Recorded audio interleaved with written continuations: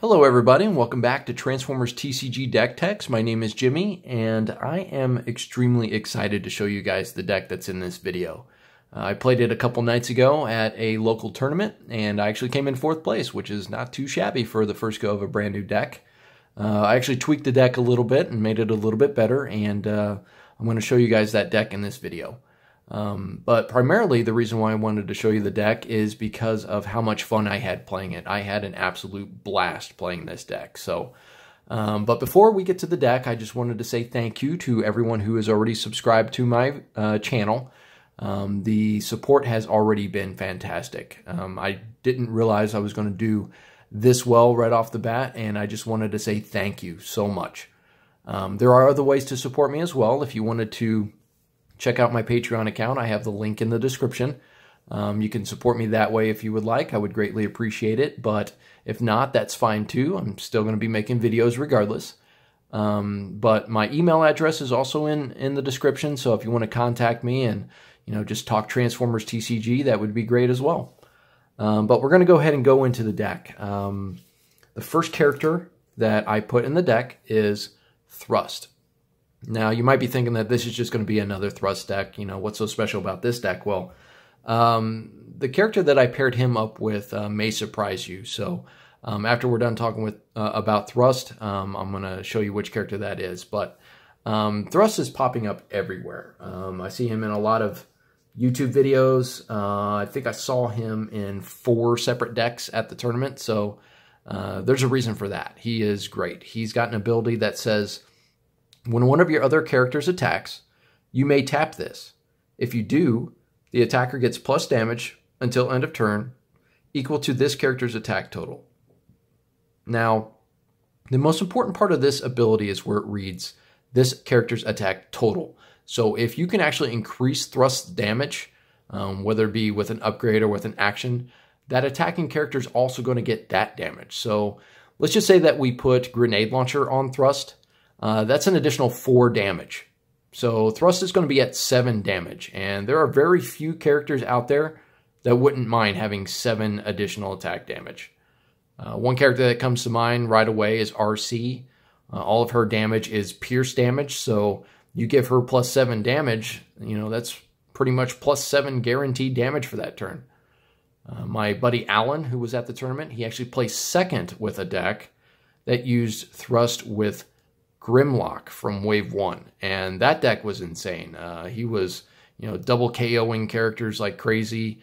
It was just amazing, and I might actually do a deck tech video about that deck in the future, but for now I'll show you what I'm using with Thrust. The other side of Thrust has no ability, so I'm probably not going to flip to this side very often. The only time that I flipped to this side was when he was the last character that I had that wasn't KO'd, and I wanted to deal as much damage as possible. He has 2 additional damage on this side, so, I kind of had to. But for the most part, we're going to be keeping him on this side. Now, you're probably wondering what character I was talking about. Well, it's my favorite character from Wave 1. He's not the most powerful character from Wave 1. He's just a character that, has an ability that's really up my alley. And that's Autobot Mirage. Now, Autobot Mirage has an ability that reads, when this attacks for the first time each turn and you flip at least 3 white, you untap this. So, if you're able to, flip 3 white often, he's going to be untapping a lot. And you may not see the interaction between these two right away, but I'll explain that here in a second. The other side says, when you flip to this mode, you may play an action. Now, this will come up occasionally, but I think I played this ability maybe twice during the whole tournament. So you're going to find that, you're going to be in this mode trying to flip a lot of white icons. And that comes up to 18 stars worth of characters. So we have 7 stars to mess around with. And we're a heavy white deck. And like I do, I kind of like having a punching bag in my decks. And the best punching bag is Jazz. And he has an ability that reads, when this defends against an enemy that doesn't have Pierce, and you flip at least 2 white icons, this can't take more than 2 attack damage this attack. So he's going to be soaking a lot of damage if the opponent doesn't have Pierce. But even if the opponent does have Pierce, we're just trying to soak as much damage with Jazz as possible so that we can get our interactions to work. His other side says, when this attacks and you flip at least 2 white icons, this gets Pierce 2 until after the attack. Well, if it comes back around and, we get to untap with Jazz and, let's say that he has only 1 or 2 hit points left, there's really no point in leaving him in the other mode. So let's go ahead and flip him to this mode and, try to get some guaranteed Pierce damage in there. But, for the most part, we're going to keep him on this side. So I'm going to show you why I chose Mirage, and this is really fun. So let's say that I go first, right? Well, we're actually going to go ahead and leave them all in alt mode, and there's a reason for that. There's an upgrade in the deck that is for melee characters only, and it's for Mirage. Mirage is melee on this side, but he's ranged on the other side. So until we know that we're not going to be playing that upgrade on Mirage, we're going to leave him in this mode. Obviously, we're not flipping Thrust because there's no point. He doesn't have any abilities on the other side. And this is Jazz's damage soak side. So we're going to leave him on that side for the attack. So we go ahead and attack with Jazz. The opponent attacks back. Hopefully he's going to be soaking, he's going to be soaking the damage, but hopefully he's going to be able to flip 2 white icons and only take 2 damage regardless of what the attack damage actually is. Then, it's our turn again. Let's give Mirage some bold. We flip him over, and we attack.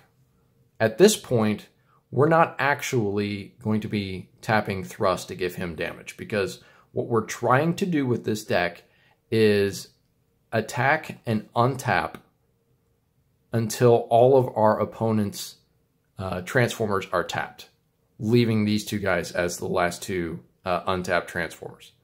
Now, obviously Mirage's ability is not a reliable one. It's kind of a game of chance with it, but, hopefully with the upgrades that you give him, he's going to have the best chance possible to, trigger that ability. So let's say we actually get to the point in the game where we actually manage to keep these 2 guys untapped and our opponent has no untapped Transformers. So we get 1 turn to attack with the rest of our Transformers. So let's say we give Thrust a grenade launcher, taking his damage up to 7. And we go ahead and we attack with Mirage, and we tap Thrust to give him +7 damage. Well, that puts his damage at 12. We go ahead and flip our cards. Hopefully we flip 3 white icons, and we untap Mirage. Now, we check again to see if we have any untapped Transformers, because we have to attack with our remaining untapped Transformers. Obviously, we can't play any more cards at this point, but we get to attack with Mirage again. Now, the way that Thrust ability reads, it's until end of turn. Well, we're still in the exact same turn that we originally tapped Thrust to give Mirage the additional 7 damage. So Mirage still has that additional 7 damage. So he's at 12 damage still. Mirage just swung for 12 damage twice. That's 24 damage in 1 turn. That's crazy cool. So that's the idea behind this deck, and it actually happened a lot more often than I thought it would, which is why I had so much fun with the deck. I thought it was just going to be like, oh, I'm going to make somebody see this weird thing happen, maybe once or twice, but it actually happened pretty much every game. I was, astonished, but we're going to go ahead and look at the cards that are in the deck. And the first card that we're going to look at, we need a lot of white icons in this deck. I think exactly 20 cards, half the deck is white icons. The first card that we're going to look at is Force Field. This is an armor that we see all over the place, and it reads, if the upgraded character would take 5 or more attack damage, instead scrap this card and the upgraded character takes 4 attack damage. So, this is designed to keep, our characters up as long as possible. We're not going to be playing this on Jazz because he has his own damage mitigation, but, we want to make sure that, we survive as long as possible. So I went ahead and put 3 copies of Force Field in the deck. The next card is also an upgrade with a white icon, and that is Datapad. and it has an ability that reads, when the upgraded character attacks, draw a card. Then you may put a card from your hand on top of your deck.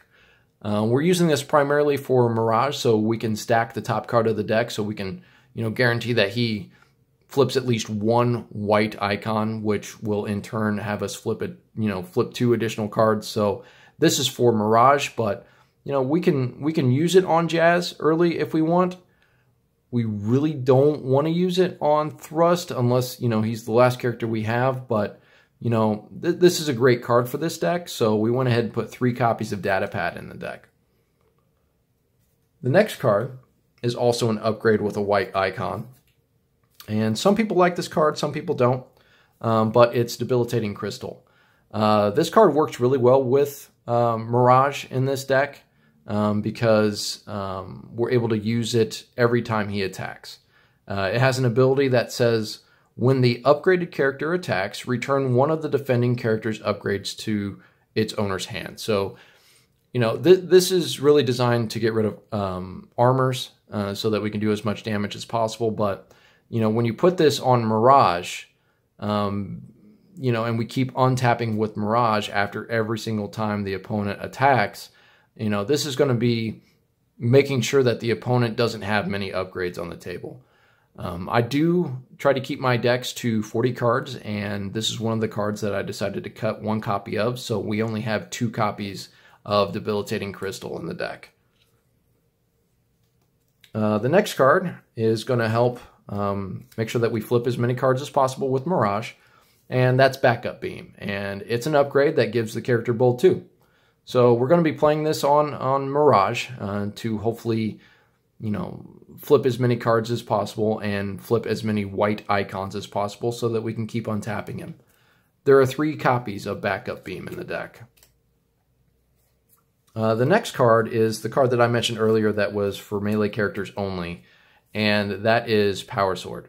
And it's an upgrade that gives a character Bolt 3, but like I said, you have to put it on a melee character. So, we really want to get Mirage as many card flips as possible. So that's why we leave Mirage in alt mode at the start of the game. So hopefully we can put this on him. But if not, Backup Beam is, a suitable replacement for that. But we went ahead and put 3 copies of Power Sword in the deck. The next upgrade is more for Thrust than anybody, and that is Grenade Launcher. We've already talked about Grenade Launcher. It gives your character +4 damage, but after the character attacks, you have to scrap this card.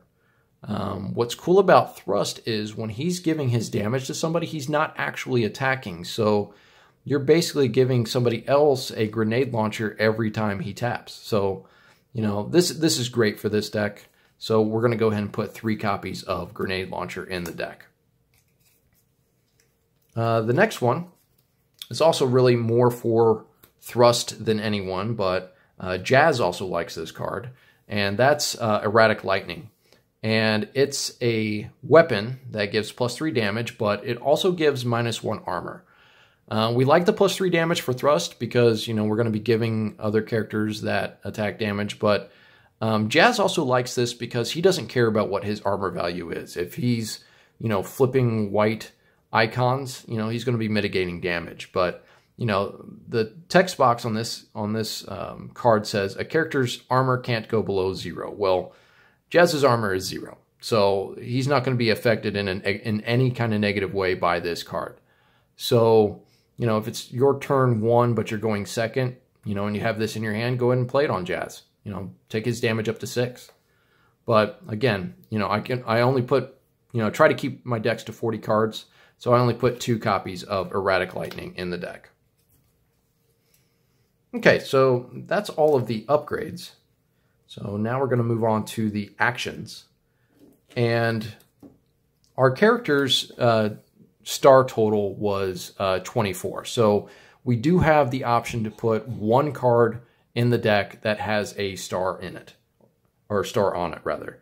And that card is Leap of Faith. It's got a white icon and it has an ability that says, scrap the top card of your deck. You may play that card. It also says, then scrap another card from the top of your deck. You may play that card. There's not a lot of cards that we wouldn't mind seeing playing, off the top of the deck, and getting them, getting 2 cards off the top of the deck and playing them for free is awesome. It's got the white icon. I think it was really the best choice. But unfortunately, we only get 1 copy of this. So we just put 1 copy of Leap of Faith in the deck. The next card is going to help us, draw cards and stack the top of our deck. And that's Secret Dealings. It has an ability that says, draw a card, then plan 1. It's exactly the same effect as what Datapad is, but, it's just worded differently. But this is also an action form. It's got a green icon, so we can return it to our hand if we want to when we, flip cards. And I think it's really solid. So I went ahead and put 3 copies of Secret Dealings in the deck. The next card is also going to help us draw cards and get to the cards that we need. And that's Backup Plan. It says scrap your hand and then draw 3 cards. Scrapping your hand, it kind of stinks, but drawing 3 cards is very powerful. We see 3 extra cards. Hopefully those cards are the cards we're looking for.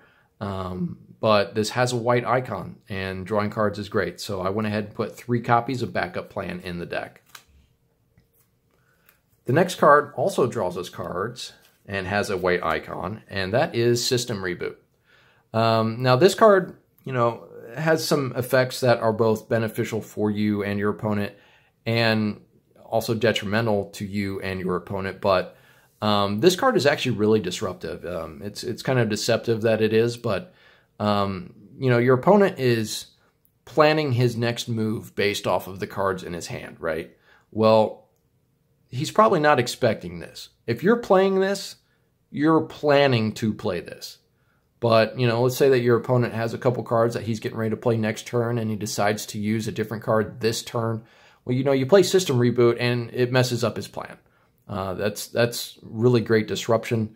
If they pull a card back to their hand that has a green icon, you can play this the following turn and, get rid of whatever that card was. So this card's really strong in this deck. It's got a white icon, so we went ahead and put 3 copies of System Reboot in the deck. The next card also has a white icon, and it's also disruptive, and that's Espionage. It has an ability that reads, choose a battle icon color, then look at your opponent's hand and scrap a card from it that has a battle icon of that color. Well, I've really grown fond of this card. It's really great at targeting opponents' enigmas, or really any card that, has a green icon, because you get to see that they, get to pick it up from the cards that they flipped. Of course, they can always draw into those cards, but, if you see them exchange a card from their hand for one of those green icon cards, they're probably wanting to use it. So this is really great for that. Still, trying to keep my deck to 40 cards. This has a green icon, so it makes it easier to, acquire. So I went ahead and put 2 copies of Espionage in the deck. The next card is going to help us increase the damage of Thrust primarily, but also be used on the other characters if we want, and that's Leap into Battle. It's got an ability that says one of your characters gets +3 damage till end of turn. That's pretty self-explanatory. We want to deal as much damage as possible. Thrust likes this card, Mirage likes this card, even Jazz likes this card. So we went ahead and put 3 copies of Leap into Battle in the deck. Now, the next card might be a little bit surprising. I mean, it's in a lot of decks, but you may not have thought to put it in this one, and that's Brainstorm. Imagine playing 2 Leap into Battles in 1 turn. That's really good. Play 2 copies of Leap into Battle, or, you play this and you play System Reboot. You draw into a bunch of cards, and you can play an action from those cards. So this card is actually really, really strong in this deck as well, so I went ahead and put 3 copies of Brainstorm in the deck. Now, if you think playing 2 copies of Leap into Battle is great, how about playing 2 copies of Reckless Charge? This has an ability that says one of your characters gets +4 damage until end of turn. At the end of turn, do 3 damage to it. So, if you play Brainstorm in 2 of these, that's +8 damage. I kind of like that. I actually did it 3 times during the tournament. It was kind of gross, but this deck really likes this card because you basically get 2 uses out of this card, as well as like 2 uses out of Leap into Battle. That's why I call the deck Double Dip, because you're really double dipping into the cards that have, like this has a drawback to it, but you're only going to get that drawback once, but you're using it twice basically. This card is fantastic, so I'm going to put 3 copies of Reckless Charge in the deck. Okay guys, well, that's the deck. I hope you liked the video. This deck is a lot of fun. It's kind of crazy to see how much damage this deck can actually do, and I did some calculating. It's kind of like in a fairy tale 1 in a million situation, but this deck can actually one-shot, well actually technically 2-shot, but in the same turn, a fully healed Volcanicus. So think about that for a minute. This deck can take out just about anything. It's not the most reliable deck, it's not the most consistent deck, but it's really fun when it does go off. And it's kind of cool to see the look on your friend's face. It's like, whoa, I didn't expect that to happen. But hopefully you guys have fun with this deck. Build it and take it to your local gaming stores or play with your friends with it. Like the video if you enjoyed this deck. Also subscribe if you don't mind. And I'll see you guys a little bit later.